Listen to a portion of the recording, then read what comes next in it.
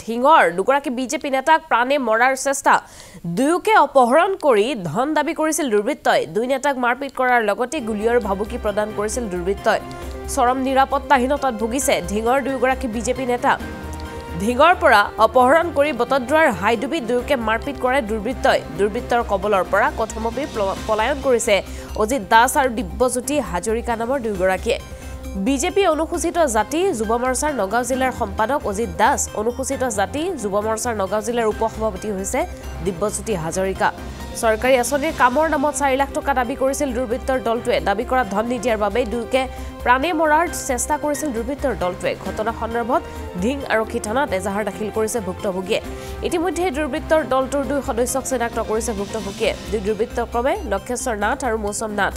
নিৰাপত্তা বিচাৰি মুখ্যমন্ত্ৰীগৰাকীক অনুৰোধ জনাইছে বিজেপিৰ দুগৰাকী নেতাই দুগৰাকী বিজেপি নেতাক প্ৰাণে মৰাৰ চেষ্টা দুৰ্বৃত্তৰ কবলৰ পৰা কথমপি পলায়ন কৰিবলৈ সক্ষম হৈছে দুগৰাকী নেতা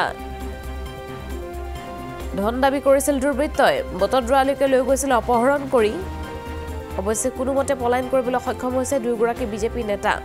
চৰকাৰী আঁচনিৰ কামৰ নামত 4 লাখ টকা দাবী কৰিছিল দুৰ্বৃত্তৰ দলটোৱে দাবী কৰা ধন নিদিয়াৰ বাবে দুয়োকে প্ৰাণে মৰাৰ চেষ্টা কৰিছিল দুৰ্বৃত্তৰ দলটোৱে ইতিমধ্যে ঘটনা সন্দৰ্ভত ঢিং আৰক্ষী থানাত এজাহাৰ দাখিল কৰিছে ভুক্তভোগীয়ে দুৰ্বৃত্তৰ দলটোৰ দুই সদস্যক চিনাক্ত কৰিছে ভুক্তভোগী দুগৰাকীয়ে দুই দুৰ্বৃত্তক্ৰমে লক্ষেশ্বৰ নাথ আৰু মৌচম নাথ নিৰাপত্তা বিচাৰি এতিয়া মুখ্যমন্ত্ৰীগৰাকীক অনুৰোধ জনাইছে বিজেপিৰ দুগৰাকী নেতাই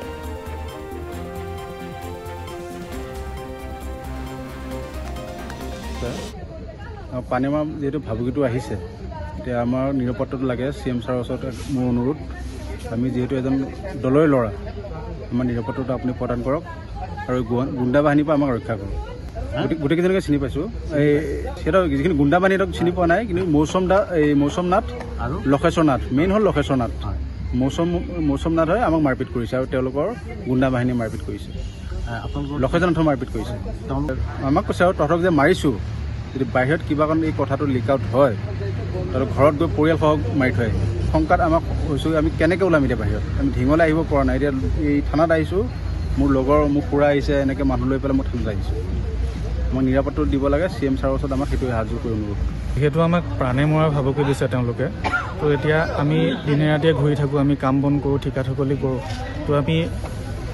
এই ৰাতি দিন আমি কেনেকৈ নিৰাপত্তাত থাকিম আমি চৰকাৰক অনুৰোধ কৰিব বিচাৰিছোঁ মুখ্যমন্ত্ৰী মহোদয়ক অনুৰোধ কৰিব বিচাৰিছোঁ আমাক যাতে নিৰাপত্তাটো দিয়ে নহ'লে আমাক প্ৰাণে মামাৰ ভাবুকি দিয়ে আমাৰ ল'ৰা ছোৱালী আছে আমাৰ সংসাৰ আছে আমি কেনেকৈ থাকিম চৰকাৰক আমি বিনম্ৰতাৰে অনুৰোধ জনাইছোঁ আমাক যাতে নিৰাপত্তাৰ ব্যৱস্থাটো আমাক কৰি দিয়ে আমি যদি এনেকৈ ভুগিছোঁ সাধাৰণ ৰাইজতো আৰু বেয়া অৱস্থা হ'ব আমাক সেইকাৰণে আমাক এটা নিৰাপত্তা দিয়ক আমি মানে আজি ভয় খাইছোঁ আজিৰ ডেটত আমি ভয় খাইছোঁ আজি ঢিঙলৈ আহিব ভয় লগা আছে আমি ঢিঙত এতিয়া থাকিবলৈ ভয় লগা